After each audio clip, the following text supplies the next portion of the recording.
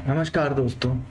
आओ आज मैं आपको सुनाता हूँ किसान और एक चिड़िया की कहानी, जो बहुत ही अपने आप में जैसे आत्मनिर्भर होना चाहिए।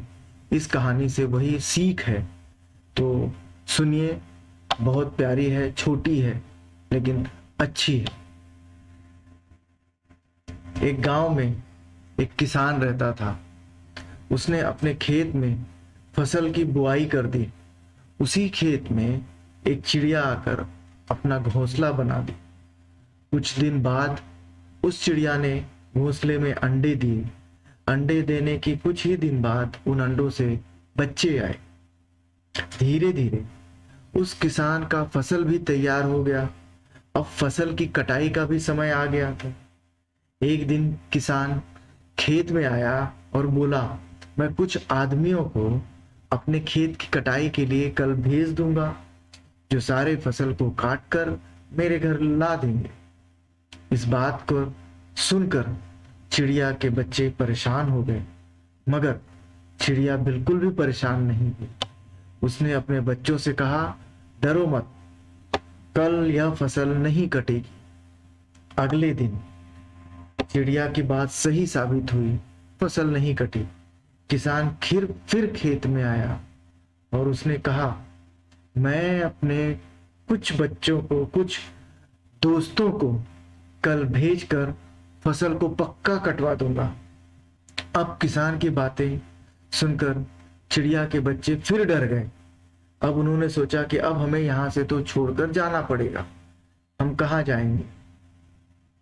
लेकिन चिड़िया ने बोला, कोई बात नहीं, कल भी हमें छोड़कर नहीं जाना पड़ेगा। अगले दिन उस किसान के दोस्त खेत की कटाई के लिए नहीं आए। किसान शाम को खेत में फिर आया और कहा, अब कल मैं खुद आऊंगा और अपने खेत की कटाई करने के लिए। जब उसने देखा कि कुछ मजदूरों को कहा वो नहीं आए, अपने दोस्तों को कहा वो नहीं आए, और चिड़िया इस बात से बिल्कुल वो जानती थी कि वो किन लोगों को कह रहा है। यह सुनते ही चिड़िया अपने बच्चों से बोली कि अब वो खुद आने वाला है, तो बच्चों अब हमें यह खेत को छोड़कर जाना पड़ेगा। तब बच्चों ने चिड़िया से पूछा, आप इतने विश्वास के साथ कैसे कह सकती हैं कि हमें खेत छोड़कर जाना पड़ेगा।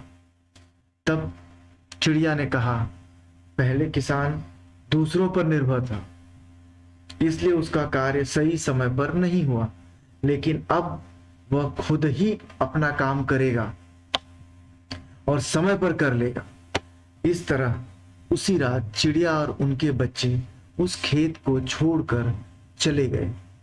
तो दोस्तों, इस कहानी से जो ये सीख मिलती है कि हमें अपना जो काम है वो स्वयं करना चाहिए, किसी दूसरों पर हमें निर्भर नहीं रहना चाहिए।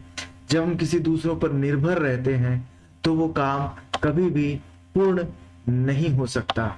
इस बात की हमें जानकारी रहनी चाहिए और अपने आप पर और अपने सामर्थ्य पर रहना चाहिए। धन्यवाद। उम्मीद करता हूँ आप सभी को ये कहानी पसंद आई होगी और इससे सीख जरूर लेंगे, खास करके वो बच्चे जो आलसी होते हैं। धन्यवाद।